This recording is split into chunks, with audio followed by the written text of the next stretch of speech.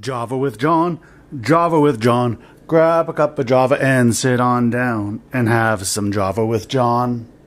Hello, my name's John, and this is my Java.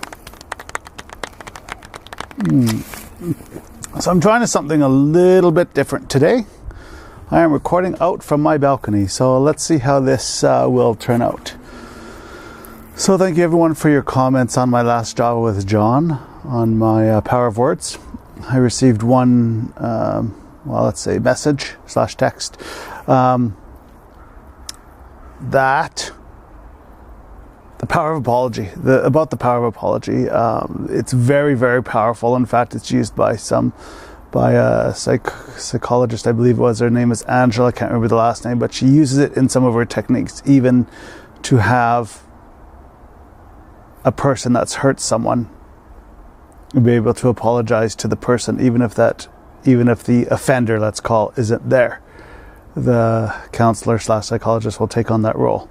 I think it's called a noble healing or noble apology, something like that. So my apologies for not remembering that. So, and again, as some other people said, they want to see something else besides my couch. So I figured, okay, let's do this out here. Let's try it out on my balcony and see how it works out. So yeah. So thanks for all your feedback, and thank you to all my broasters with the coasters. I appreciate it. And yeah, I'm still waiting for the 25 subscribers. I don't have that yet. So we're still waiting to introduce my new cup, and I will do that when I get those 25 subscribers. So yeah, so anyways, today I'm going to be talking about leadership positions. And the reason I call it leadership positions is because there's leadership positions, then you have your leaders, your supervisors, your managers. And oftentimes people will hire into leadership positions not knowing what they're looking for. Even if something is called a supervisor or a manager or a team leader or whatever the word is, it's still a leadership position. And I believe that there are 3 distinct qualities of a leader and 3 distinct roles of a leader. I call it the leadership position Trinity. And that is A, leader, B, supervisor, and C, manager. And it doesn't really matter what order they're in. So I often say that very few people can do all 3 well. It's hard to find anybody in a leadership position that is a good supervisor, is a good manager, and a good leader all at the same time. Or not good, let's say great. Yes, and I want to backtrack a bit. Let's define a leadership position. And a leadership position is basically someone who's put in the role of being a leader, I guess. So yeah, anyways, back to my belief. I believe that there are some people in leadership positions that shouldn't be there, that they don't possess skills of a good leader, they don't possess skills of a good supervisor, they don't possess skills of a good manager. Now, there's some people that possess one of these skills and are really, really strong at one of them, but not strong at the other 2. So someone who's a really strong supervisor may not be a good leader or a good manager. And I see that sometimes too. But what I see most of is, let's say, most of out of the 4, so let's say about 50% of the time, is that there's someone in a leadership position that's good at 2 out of the 3 things. They're good leaders, they're good supervisors, but maybe not a good manager. They're good managers, they're good supervisors, not a good leader, whatever it may be. So you need, as a person who, if you want to go into a leadership position, you need to figure out what your strengths are and what your challenges are.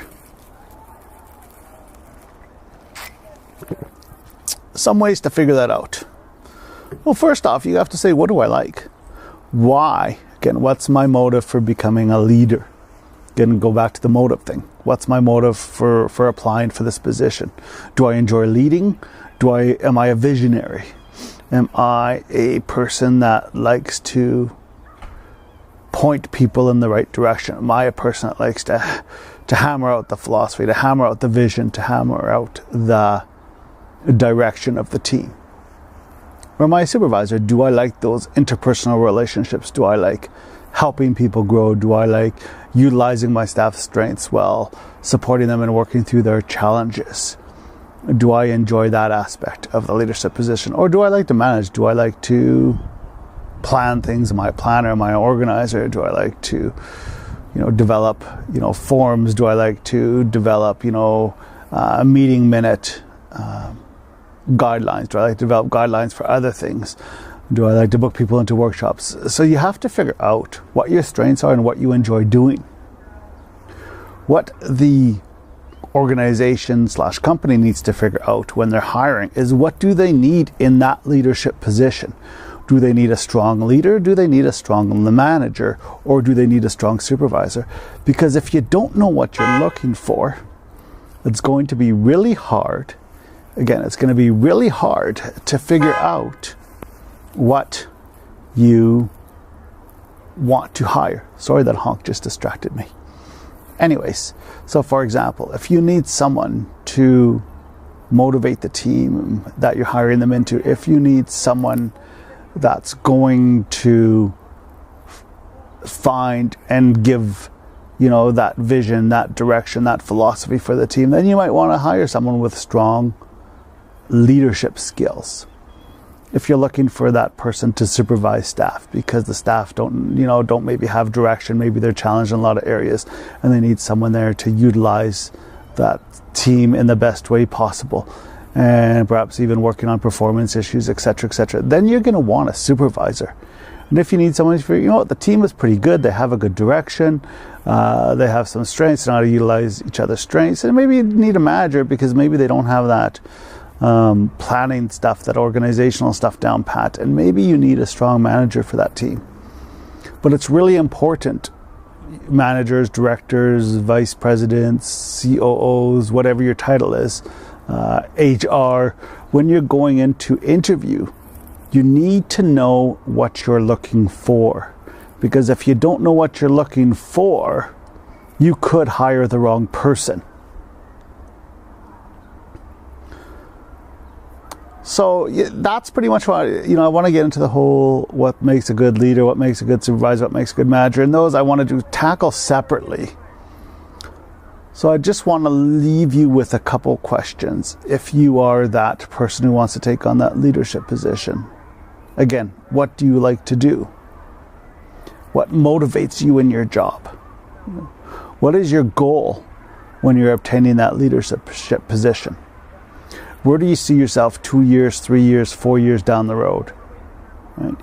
And that's even an important question, because if you see yourself still with the team and maybe not necessarily climbing up the ladder, maybe you're more of a supervisor / leader. Managers, they tend to be,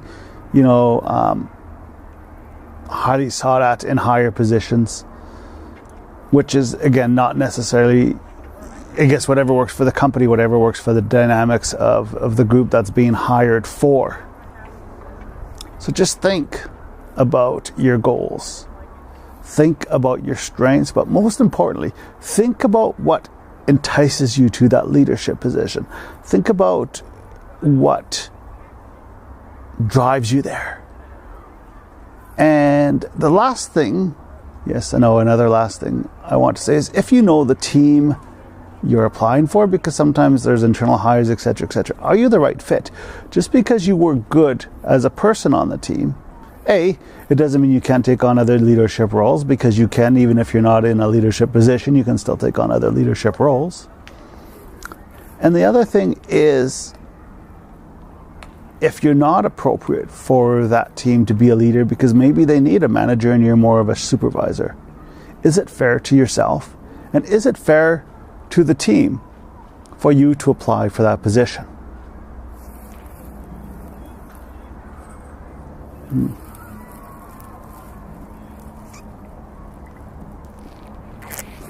I gotta say, I've actually really enjoyed doing this out here on my balcony. I want to see how this turns out. And in the meantime, to all my broasters with the coasters, zap that like button, because I like you. And remember, be yourself, because nobody else can.